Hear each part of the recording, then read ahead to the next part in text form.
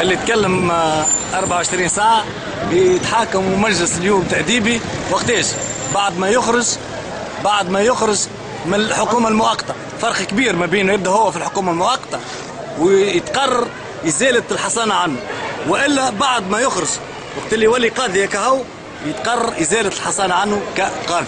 وبعد 24 ساعة من تصريحه على الانترنت يدخلوا زوز أطراف، واحد يمثل الحكومة المؤقتة اللي هي لا منتخبة ولا شرعية ولا شادين بها يدينا ياخذ طلعوا يضربوا فينا.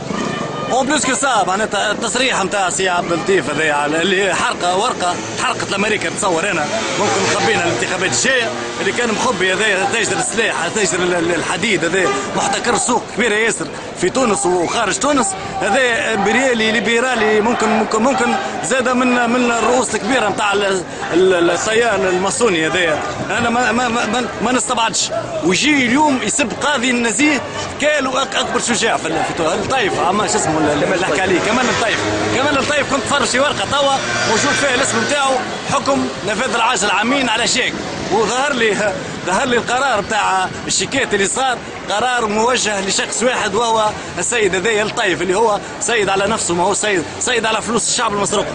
نقول كيف الوزير المؤقت باجي قاد السبسي والا كمال الطيب اللي هو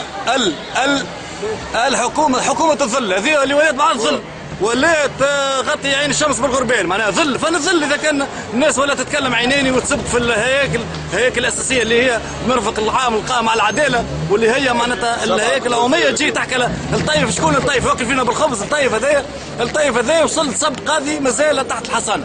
وبعدها هي تو المجلس اللي قاعد يصير تو ما يحاك وراء هذه الوزاره هو محاكمه بلا صفه، محاكمه غير عادله ومحاكمه متسرعه ومحاكمه فيها تشني ومحاكمه فيها تسرع ومحاكمه فيها غباء. عليه غباء؟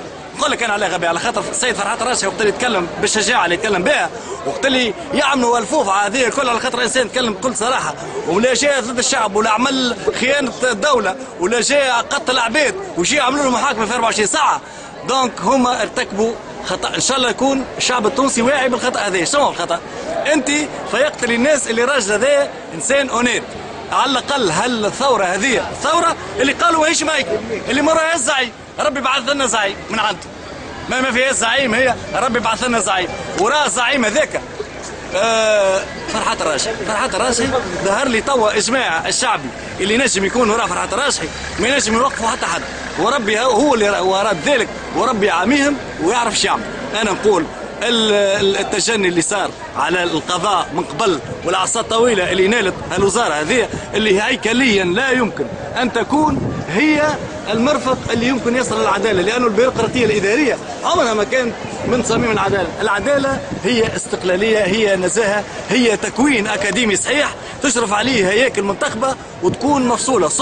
سلطه قائمه الذات، مش وزاره كما قلت بيروقراطيه اداريه راهي ما تنجم تؤدي بينا الا للفوضى والارشاء والارتشاء الملفات الوسخه. الملفات الوسخه هي البناء اللي البناء نتاعو معناتها هش ياسر دوم ما تجبد كعبه يتيح الكل، اما لحد الان حتى كعبه ما حاولش تطيح لانهم الكل ماخذين على بعضهم شادين على بعضهم. هالبناء هذا لو كان طاح صدقني كالدومينو الشينوا وقت اللي يطيح يص على بعضه الكل. ان شاء الله الدومينو الشينوا يتجبد من الوسط من الاول من الاخر مش مشكل اما يطيح. وهكا العباد الشعب ولا يقرر. وانا نسمع فيها كلمه قلتها قبل قلت لهم يا ولدي راهو ما عادش نحبوا راهو لا حاجه نتشهاو ما عادش نتوصلوا رانا نقرروا. والشعب اذا كان قرر اذا الشعب يوما اراد الحياه هذيك هي الجمله الالهيه اللي ربي بعثها لنا. والسلام عليكم.